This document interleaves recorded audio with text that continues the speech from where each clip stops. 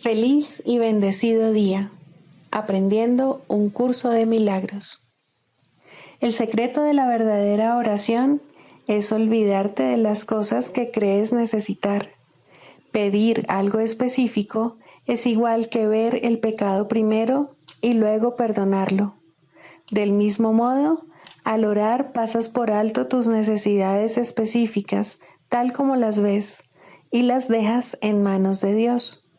Ahí se convierten en los regalos que le haces, pues le dicen que no antepondrás otros dioses a Él, ni que quieres otro amor que el suyo. Este libro es un comienzo, no un final.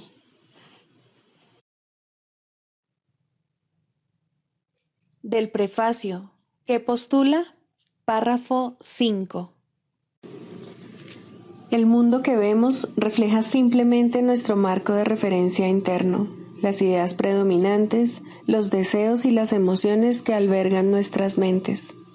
La proyección da lugar a la percepción.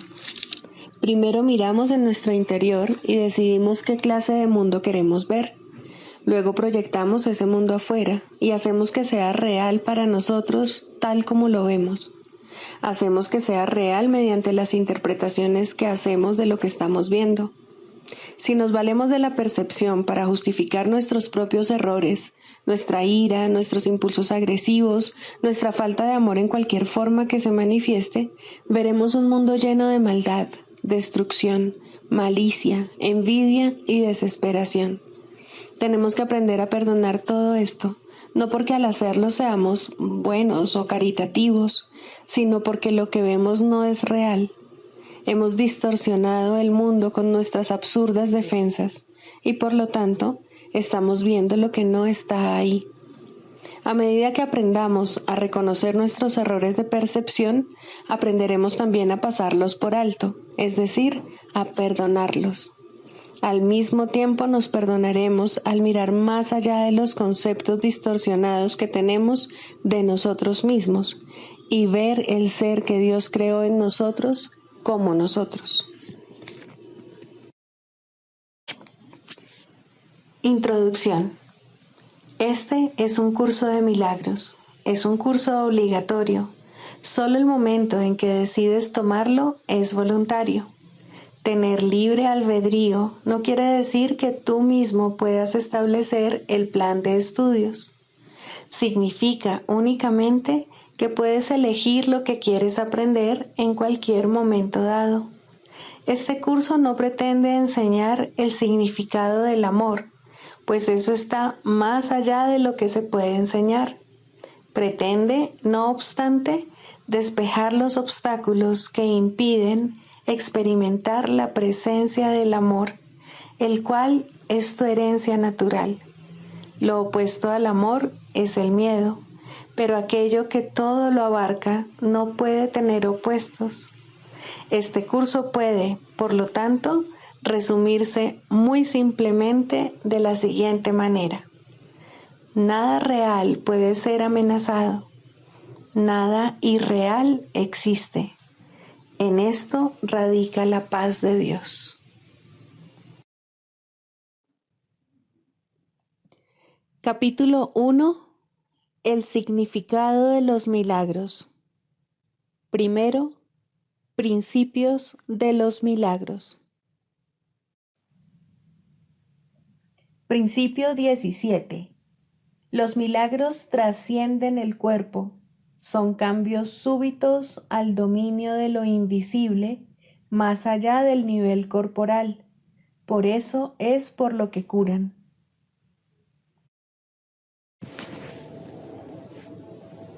Capítulo 20.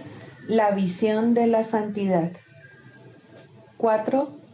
La entrada al arca. Nada puede herirte a no ser que le confieras ese poder. Mas tú confieres poder según las leyes de este mundo, interpretan lo que es dar. Al dar, pierdes.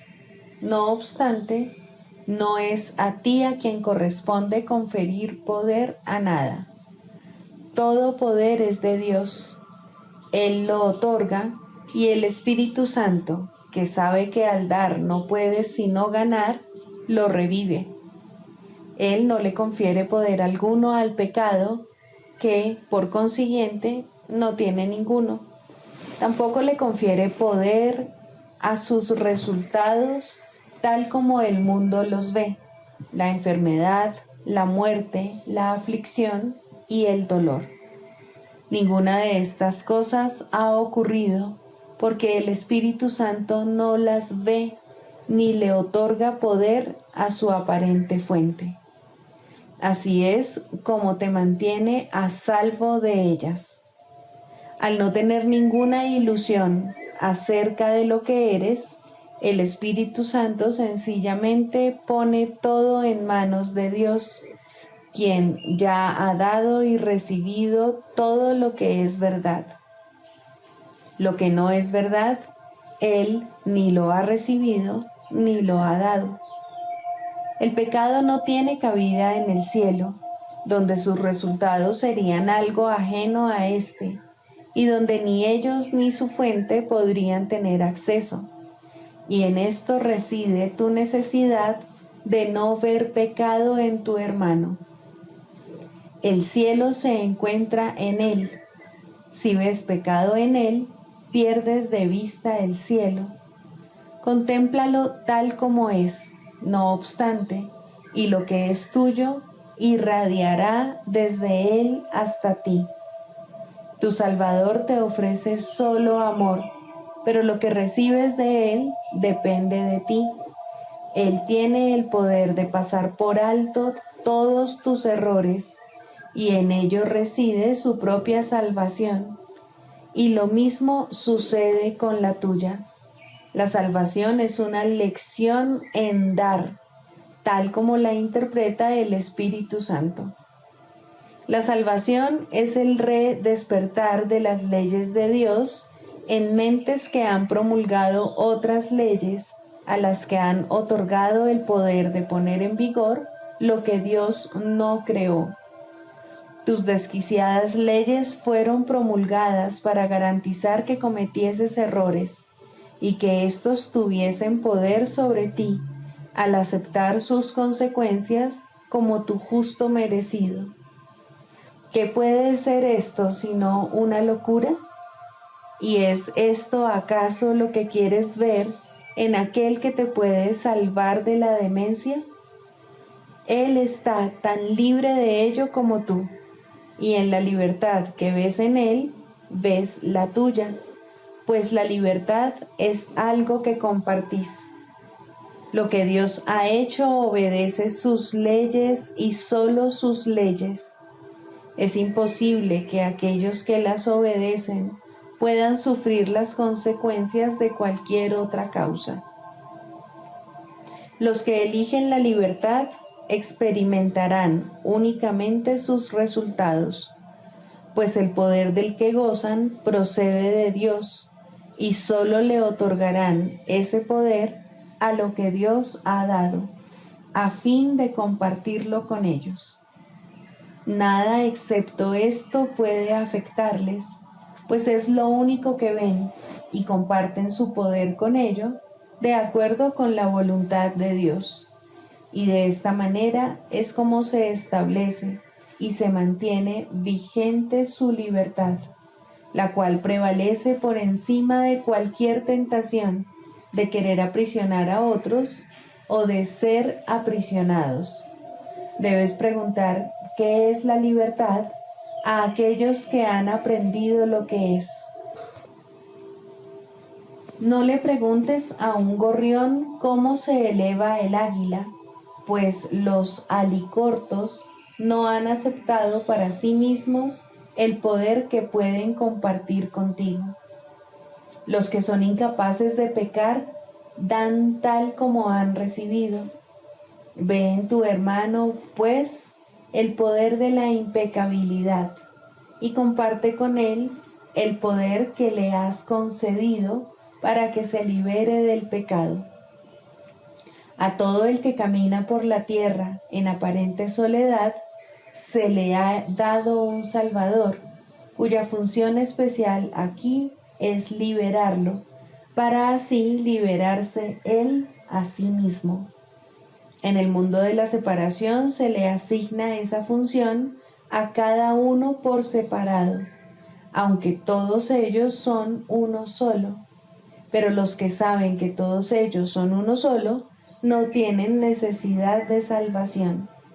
Y cada uno encuentra a su Salvador cuando está listo para contemplar la faz de Cristo y ver que éste está libre de pecado.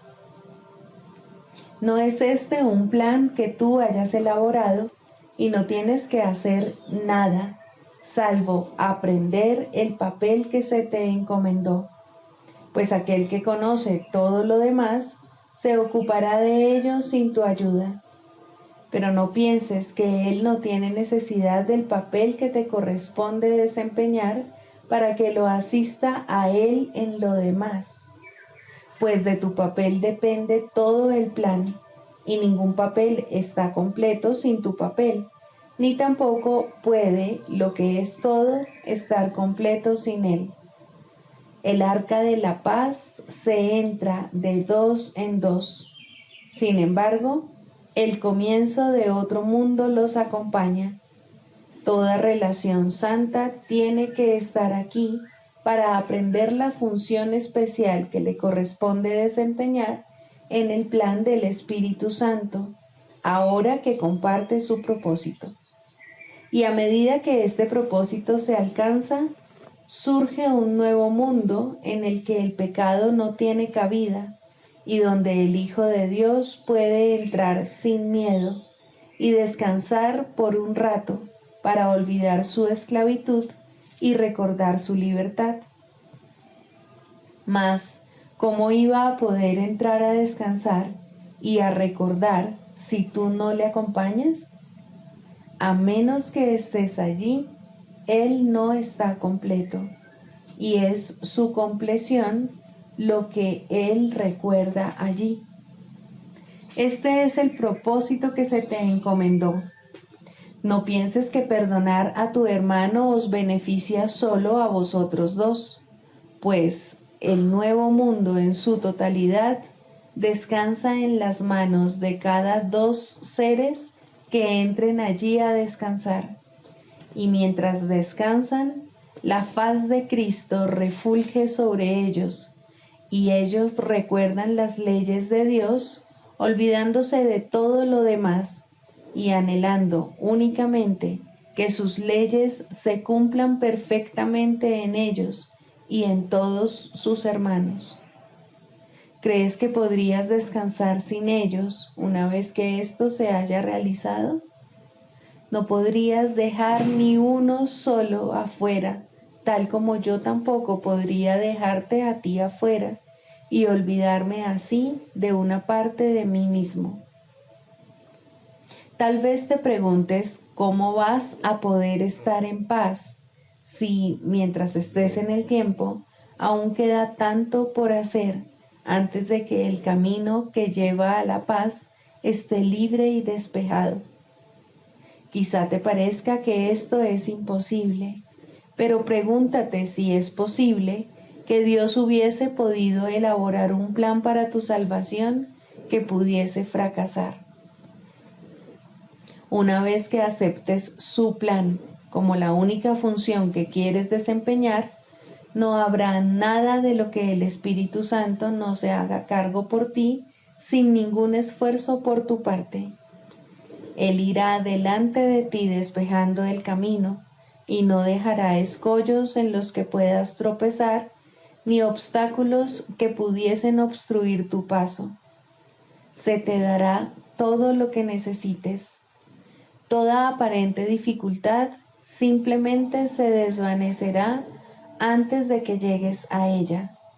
No tienes que preocuparte por nada, sino más bien desentenderte de todo, salvo del único propósito que quieres alcanzar. De la misma manera en que éste te fue dado, asimismo su consecución se llevará a cabo por ti. La promesa de Dios se mantendrá firme contra todo obstáculo, pues descansa sobre la certeza, no sobre la contingencia. Descansa en ti. ¿Y qué puede haber que goce de más certeza que un hijo de Dios?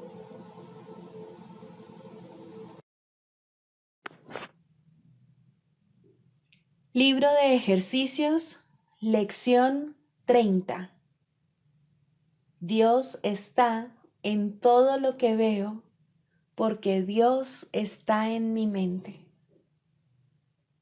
La idea de hoy es el trampolín a la visión. Por medio de esta idea, el mundo se abrirá ante ti y al contemplarlo verás en él lo que nunca antes habías visto, y lo que antes veías ya no será ni remotamente visible para ti. Hoy vamos a intentar un nuevo tipo de proyección. No vamos a tratar de deshacernos de lo que no nos gusta viéndolo afuera. En lugar de ello, trataremos de ver en el mundo lo que está en nuestras mentes, y lo que deseamos reconocer se encuentra ahí. Así pues, estamos tratando de unirnos a lo que vemos en vez de mantenerlo separado de nosotros. Esa es la diferencia fundamental entre la visión y tu manera de ver. La idea de hoy debe aplicarse tan frecuentemente como sea posible a lo largo del día.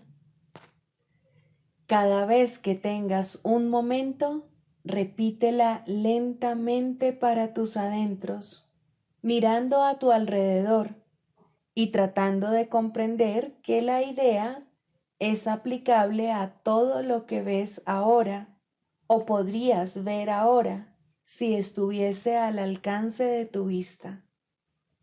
La verdadera visión no está limitada por conceptos tales como cerca o lejos. Para que te vayas acostumbrando a esta idea, trata de pensar a medida que aplicas la idea de hoy en cosas que estén más allá de tu alcance visual, así como en aquellas que de hecho puedas ver. La verdadera visión no solo no está limitada por el espacio ni la distancia, sino que no depende en absoluto de los ojos del cuerpo. La mente es su única fuente. Como ayuda adicional para que te vayas acostumbrando cada vez más a esta idea, dedica varias sesiones de práctica a aplicarla con los ojos cerrados, usando cualquier tema que te venga a la mente, mirando en tu interior en vez de afuera. La idea de hoy es aplicable por igual, tanto a lo uno como a lo otro. Características de los maestros de Dios. 10. Mentalidad abierta.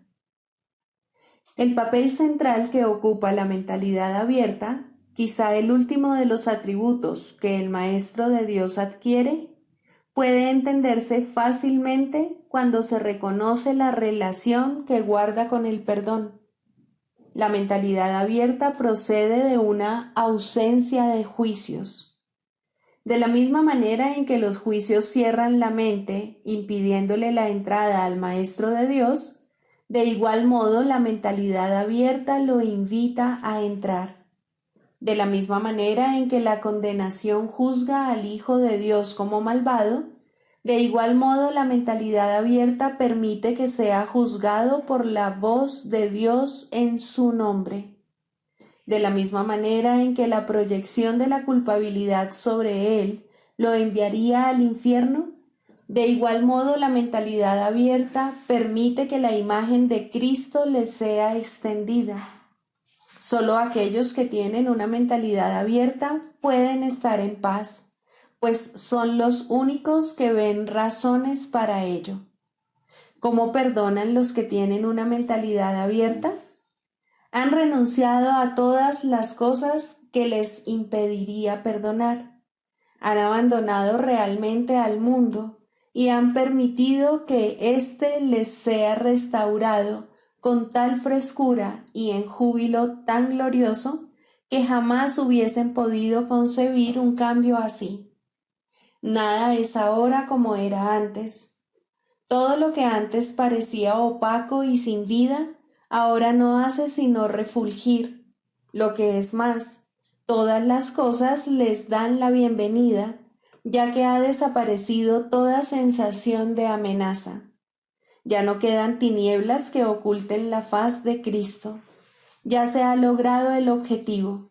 El perdón es la meta final del programa de estudios, pues allana el camino para lo que se encuentra más allá de todo aprendizaje.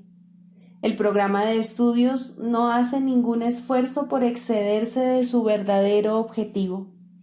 El perdón es su único objetivo, en el cual converge en última instancia todo aprendizaje. Ciertamente eso es suficiente. Habrás notado que la lista de atributos de los maestros de Dios no incluye las características que constituyen la herencia del Hijo de Dios. Términos tales como amor, inocencia, perfección, conocimiento y verdad eterna no aparecen en este contexto, pues no serían apropiados aquí. Lo que Dios ha dado está tan remotamente alejado de nuestro programa de estudios que el aprendizaje no puede sino desaparecer ante su presencia.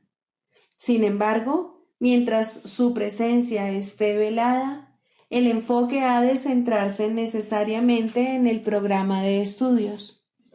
La función de los maestros de Dios es llevar al mundo el verdadero aprendizaje. Propiamente dicho, lo que llevan es un desaprendizaje, que es a lo único que se le puede llamar verdadero aprendizaje en este mundo. A los maestros de Dios se les ha encomendado la función de llevar al mundo las buenas nuevas del completo perdón. Bienaventurados son en verdad, pues son los portadores de la salvación.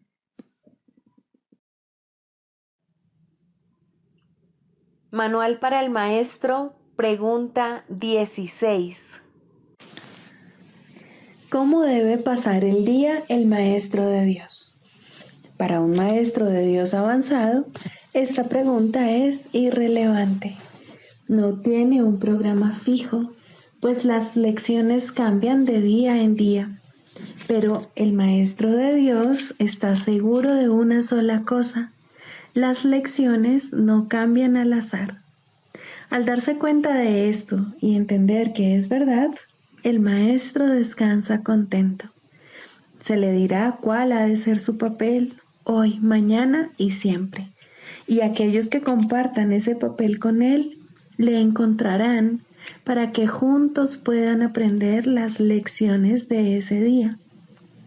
Nadie de quien él tenga necesidad estará ausente. No se le enviará a nadie que no tenga un objetivo de aprendizaje ya establecido y que pueda aprender ese mismo día. Para el Maestro de Dios avanzado, esta pregunta es, por consiguiente, superflua. Ya la planteó y ya se le contestó, y él se mantiene en continuo contacto con la respuesta.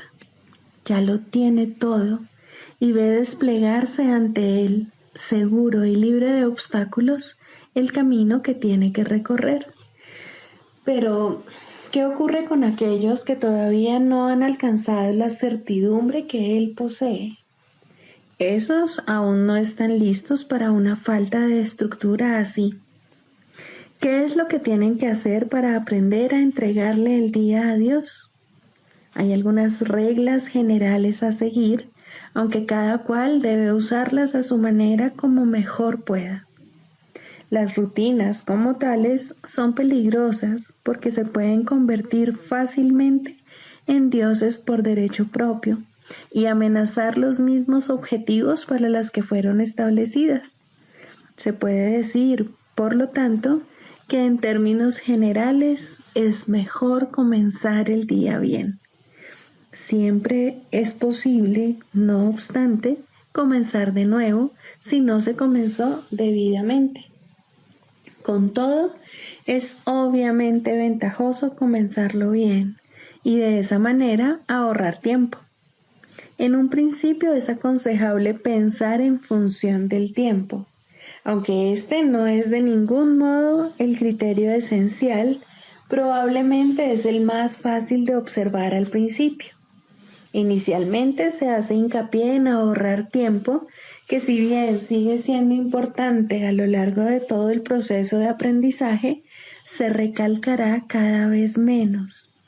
De entrada, podemos decir con seguridad que el tiempo que se dedica a comenzar bien el día ciertamente ahorra tiempo. ¿Cuánto tiempo debe emplearse en ello? Eso depende del mismo Maestro de Dios, quien no puede adjudicarse a sí mismo ese título hasta que haya completado el libro de ejercicios, ya que estamos aprendiendo dentro del marco de este curso. Después de haber finalizado las sesiones de práctica más estructuradas contenidas en el libro de ejercicios, la necesidad individual será el factor determinante.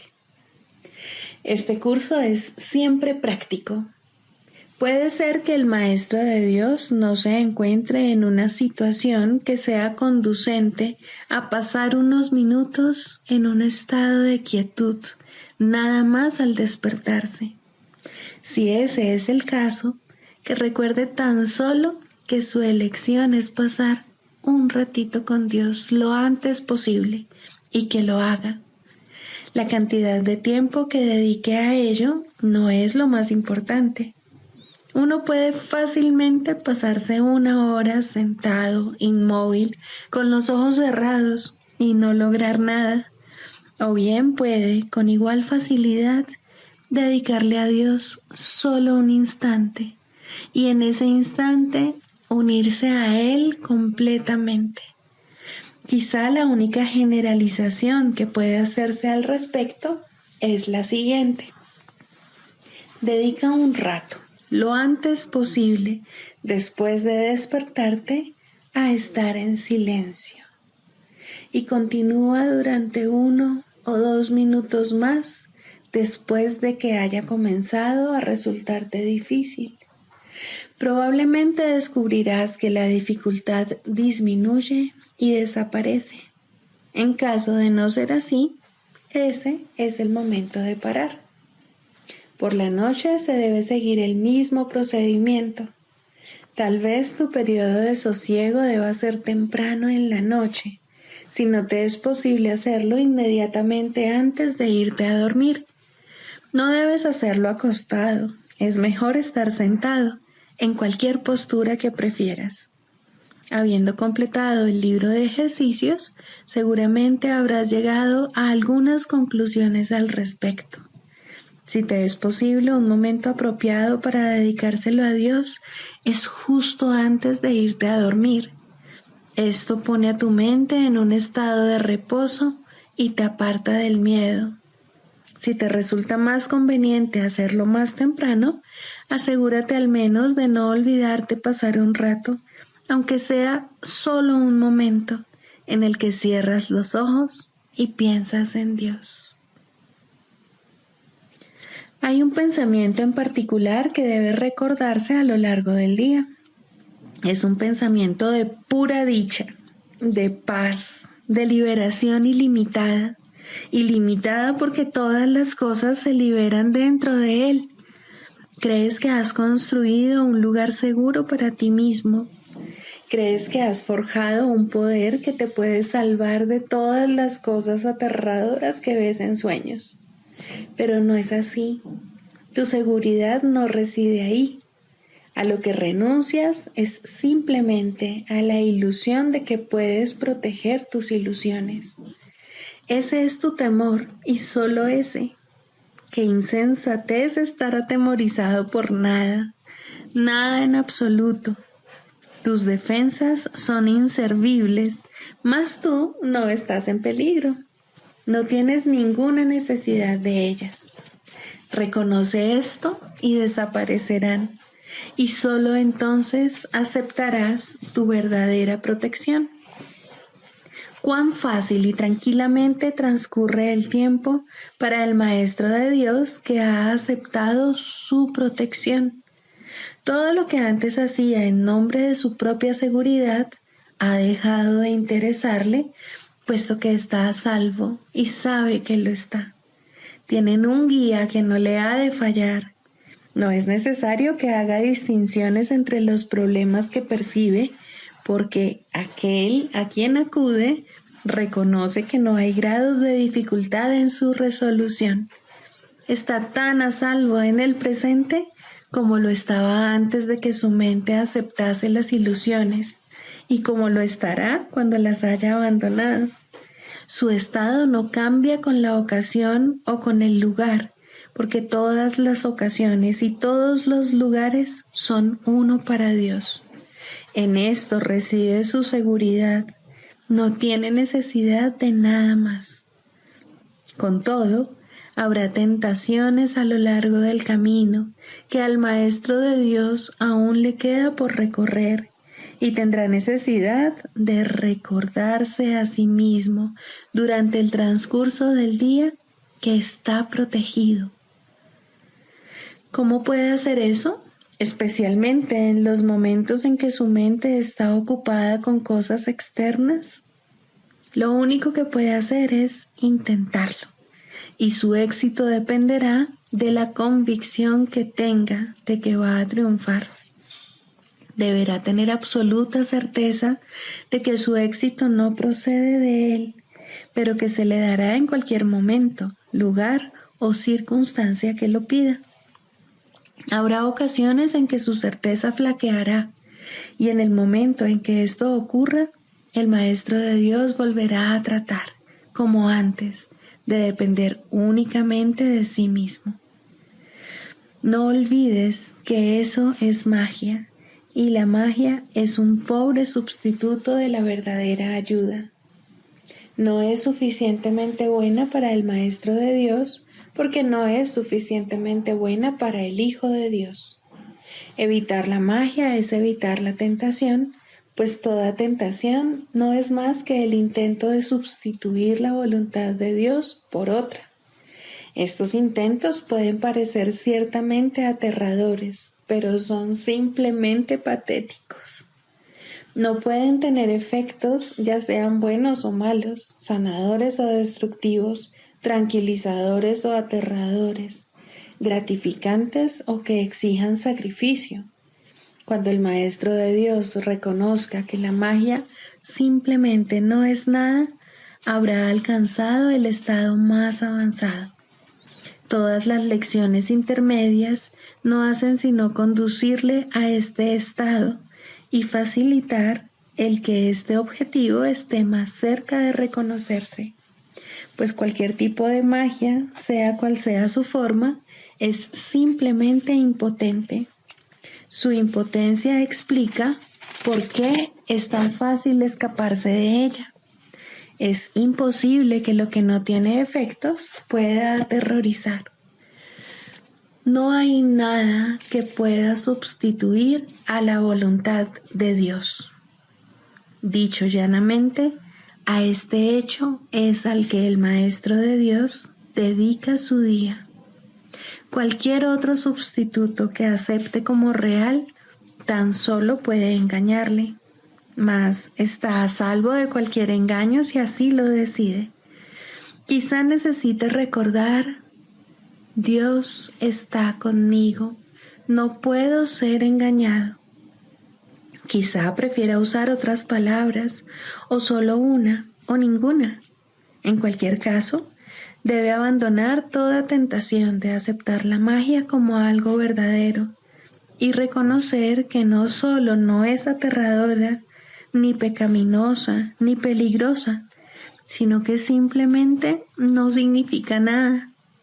Al estar arraigada en el sacrificio y la separación, que no son más que dos aspectos de un mismo error, el Maestro de Dios elige simplemente renunciar a todo lo que nunca tuvo, y a cambio de ese sacrificio, entre comillas, se le restaura el cielo en su conciencia.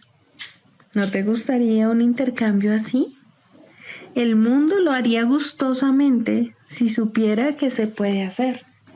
Los maestros de Dios son los que deben enseñarle que sí se puede, y por lo tanto, su función es asegurarse de que ellos mismos lo hayan aprendido. No hay otro riesgo durante el día, excepto el de poner tu confianza en la magia, pues solo eso conduce al dolor. No hay más voluntad que la de Dios. Sus maestros saben que esto es así y han aprendido que todo lo demás es magia. Lo que mantiene viva la creencia en la magia es la ilusión simplista de que la magia da resultado.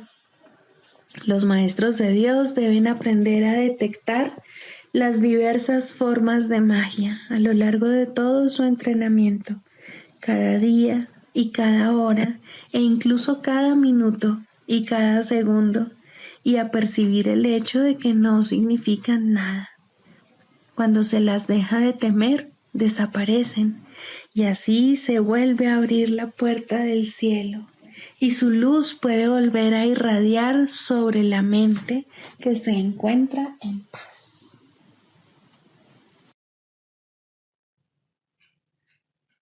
Clarificación de términos. El ego, el milagro. Las ilusiones no perdurarán. Su final es indudable y eso es lo único que es seguro en su mundo. Por eso es por lo que es el mundo del ego. ¿Qué es el ego? El ego no es más que un sueño de lo que en realidad eres. Un pensamiento de que estás separado de tu creador y un deseo de ser lo que él no creó. El ego es un producto de la locura, no de la realidad. Es tan solo un nombre para lo innombrable, un símbolo de lo imposible, una elección de opciones que no existen. Le damos un nombre solo para que nos ayude a entender que no es más que un pensamiento ancestral según el cual aquello que se ha inventado es inmortal. Mas, ¿qué podría proceder de ello excepto un sueño que, al igual que todos los demás sueños, tan solo puede terminar en la muerte? ¿Qué es el ego? El ego no es nada, pero se manifiesta de tal forma que parece ser algo. En un mundo de formas no se puede negar al ego, pues solo él parece real. Mas, ¿podría el Hijo de Dios, tal como su Padre lo creó, morar en una forma o en un mundo de formas? Si alguien te pide que definas al ego y expliques cómo se originó, es porque cree que el ego es real e intenta, por definición, asegurarse de que su naturaleza ilusiva quede oculta tras las palabras que parecen otorgarle realidad. Ninguna definición que se haya hecho de una mentira puede hacer que ésta sea verdad, ni tampoco puede haber una verdad que las mentiras puedan realmente ocultar. La irrealidad del ego no se niega con palabras, ni su significado se vuelve claro por el hecho de que su naturaleza parezca tener una forma. ¿Quién puede definir lo indefinible? Sin embargo, incluso para esto hay una respuesta. No podemos formular realmente una definición de lo que es el ego, pero sí podemos decir lo que no es. Y esto lo podemos ver con perfecta claridad. Basándonos en eso, podemos deducir lo que es. Observa su opuesto y verás la única respuesta que tiene sentido. A lo opuesto al ego, desde cualquier punto de vista, origen, efectos y consecuencias, le llamamos milagro. En él encontramos todo lo que no tiene que ver con el ego en este mundo. El milagro es lo opuesto al ego, y solo en él podemos observar lo que era el ego, pues en él vemos lo que éste aparentemente hacía, y la causa y sus efectos no pueden sino seguir siendo una misma cosa. Donde antes había obscuridad, ahora veremos luz. ¿Qué es el ego? Lo que antes era la obscuridad. ¿Dónde está el ego? Donde antes estaba la obscuridad. ¿Qué es ahora y dónde puede encontrársele? No es nada y no se le puede encontrar en ninguna parte. Ahora la luz ha llegado y su opuesto se ha ido sin dejar ni rastro. Donde antes había maldad, ahora hay santidad. ¿Qué es el ego? Lo que antes era maldad. ¿Dónde está el ego? En una pesadilla que solo parecía ser real mientras la estabas soñando. Donde antes había crucifixión, ahora está el Hijo de Dios. ¿Qué es el ego? ¿Quién tiene necesidad de preguntar? ¿Dónde está el ego? ¿Quién necesita ir en busca de ilusiones ahora que los sueños han desaparecido? ¿Qué es un milagro? Un milagro es un sueño también, pero si observas todos los aspectos de ese sueño, jamás volverás a dudar. Observa el bondadoso mundo que se extiende ante ti mientras caminas envuelto en mansedumbre. Observa a los ayudantes que encuentras a lo largo del camino que recorres, felices ante la certeza del cielo y la garantía de paz. Y observa también, por un instante, lo que por fin dejaste atrás y finalmente pasaste de largo. Esto es lo que era el ego, el odio cruel, la necesidad de venganza y los gritos de dolor, el miedo a la muerte y el deseo de matar, la ilusión de no tener hermanos y el yo que parecía estar solo en el universo. El milagro corrige este terrible error con respecto a ti mismo, con la misma dulzura con la que una madre amorosa adormece con su canto a su criatura. ¿No preferirías escuchar un canto así? ¿No contestaría ese canto todo lo que pensabas preguntar, haciendo incluso que la pregunta dejase de tener sentido?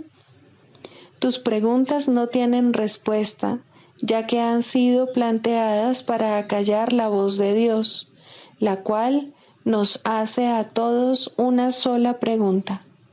¿Estás listo ya para ayudarme a salvar el mundo?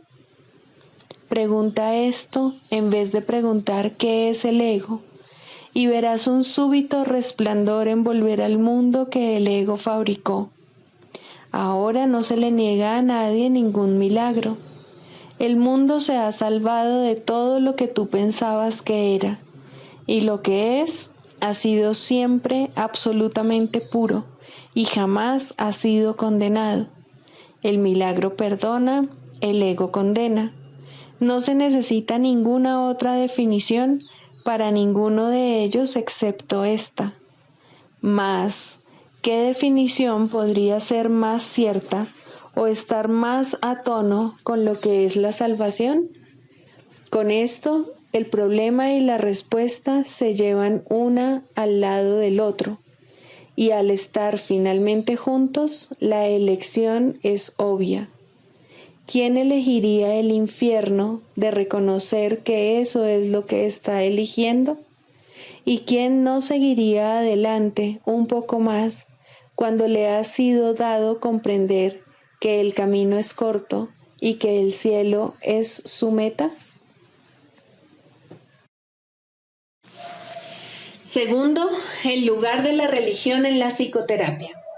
Para ser un maestro de Dios no es necesario ser religioso o creer siquiera en Dios de modo reconocible.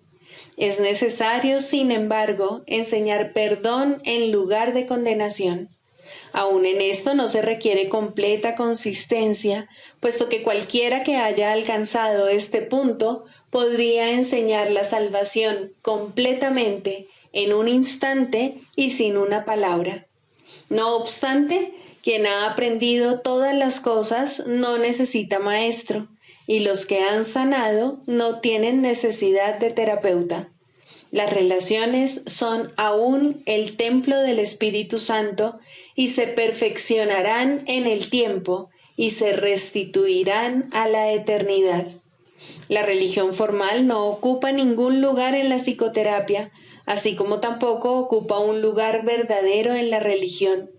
En este mundo hay una asombrosa tendencia a unir palabras contradictorias en un solo término, sin percibir la contradicción en absoluto. El intento de formalizar la religión es un intento tan evidente del ego de reconciliar lo irreconciliable que prácticamente no necesita explicarse aquí. La religión es experiencia. La psicoterapia es experiencia. En sus más altos niveles se vuelven una. Ninguna es verdad en sí misma, pero ambas pueden conducir a la verdad. ¿Qué puede ser necesario para encontrar la verdad, la cual permanece perfectamente obvia, sino la eliminación de los aparentes obstáculos a la verdadera conciencia? Nadie que aprenda a perdonar puede dejar de recordar a Dios. El perdón, pues, es todo lo que necesita enseñarse, pues es todo lo que necesita aprenderse. Todos los obstáculos al recuerdo de Dios son formas de falta de perdón y nada más. Esto nunca está claro para el paciente y es muy raro que lo esté para el terapeuta. El mundo ha enfilado todas sus fuerzas contra esta conciencia específica, pues en ella radica el fin del mundo y todo lo que representa. Sin embargo, la conciencia de Dios no constituye una meta razonable para la psicoterapia. Esta llegará cuando se complete la psicoterapia, puesto que donde hay perdón, la verdad tiene que llegar. Sería injusto, en verdad, si la creencia en Dios fuera necesaria para el éxito terapéutico. La creencia en Dios tampoco es un concepto significativo, puesto que a Dios solo puede conocérsele. La creencia implica que la no creencia es posible, pero el conocimiento de Dios no tiene opuesto verdadero. No conocer a Dios es no tener ningún conocimiento, y es a esto a lo que conduce toda falta de perdón. Y sin el conocimiento, uno solo puede tener creencia. Diferentes ayudas de aprendizaje resultan atractivas para gente diferente. Algunas formas de religión no tienen nada que ver con Dios y algunas formas de psicoterapia no tienen nada que ver con la sanación. Pero si el alumno y el maestro se unen para compartir una meta, Dios entrará en su relación porque Él ha sido invitado a entrar. De la misma manera, una unión de propósito entre el paciente y el terapeuta restituye al predominio el lugar de Dios, primero a través de la visión de Cristo y luego a través de la memoria de Dios mismo.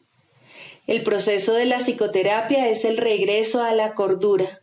Profesor y alumno, terapeuta y paciente, están todos locos o de lo contrario no estarían aquí.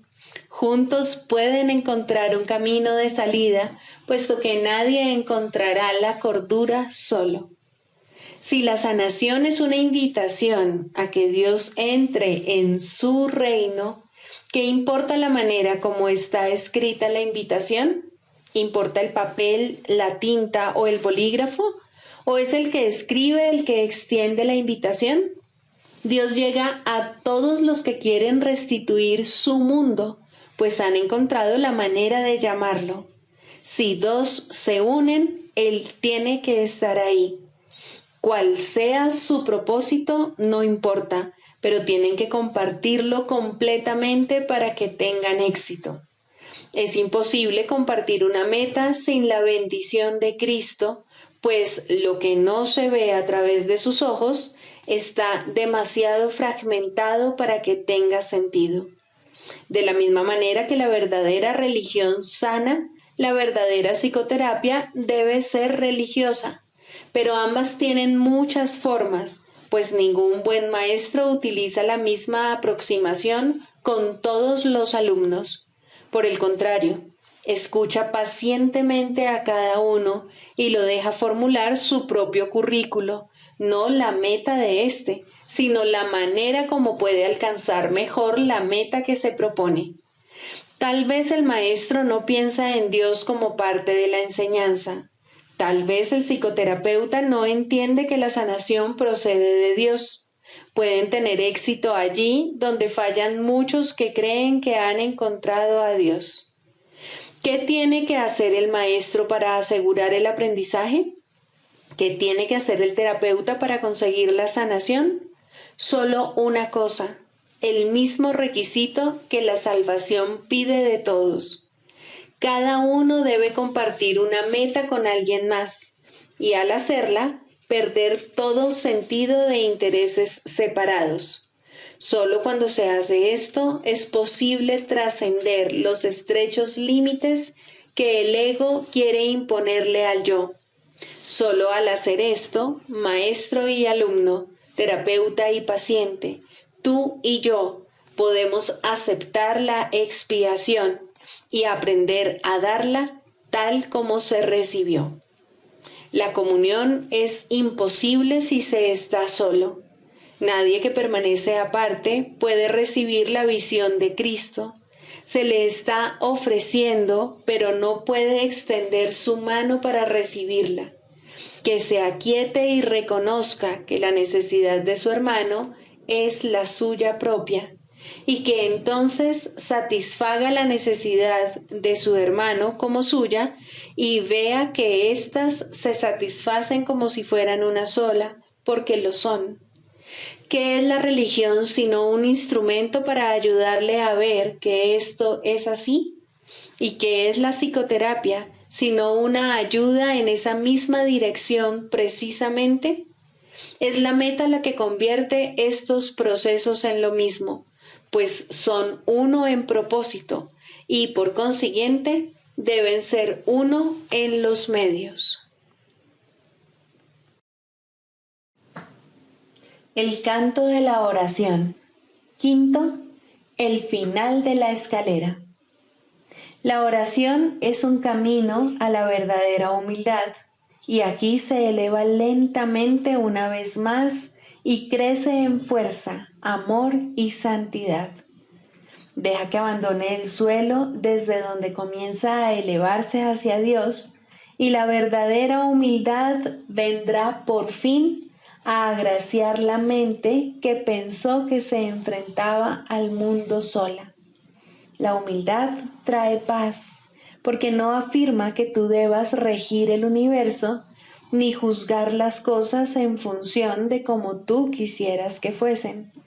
Deja a un lado felizmente todos los insignificantes dioses, no con resentimiento, sino con honestidad y con el reconocimiento de que no sirven para nada.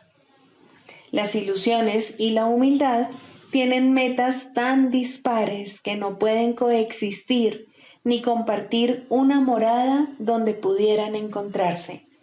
Allí donde una llega, la otra desaparece. Los que son verdaderamente humildes no tienen otra meta que Dios, porque no necesitan ídolos, y la defensa ya no tiene objeto.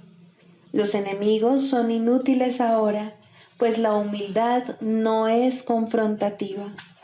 No se oculta avergonzada porque está satisfecha con lo que es, en el conocimiento de que la creación es la voluntad de Dios.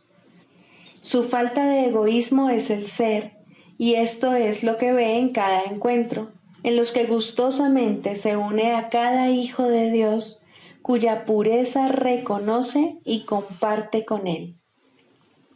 Ahora la oración se eleva por encima del mundo de las cosas, de los cuerpos y de los dioses de todo tipo, y por fin puedes descansar en santidad. La humildad ha venido a enseñarte cómo entender la gloria que es tuya por ser hijo de Dios y a reconocer la arrogancia del pecado. Un sueño ocultaba la faz de Cristo de ti, mas ahora puedes contemplar su impecabilidad. La escalera ha llegado muy alto, ya casi estás en el cielo. Es muy poco lo que queda por aprender antes de que la jornada finalice. Ahora puedes decir a todo aquel que venga a unirse contigo en oración: no puedo ir sin ti, pues eres parte de mí. Y así es, en verdad.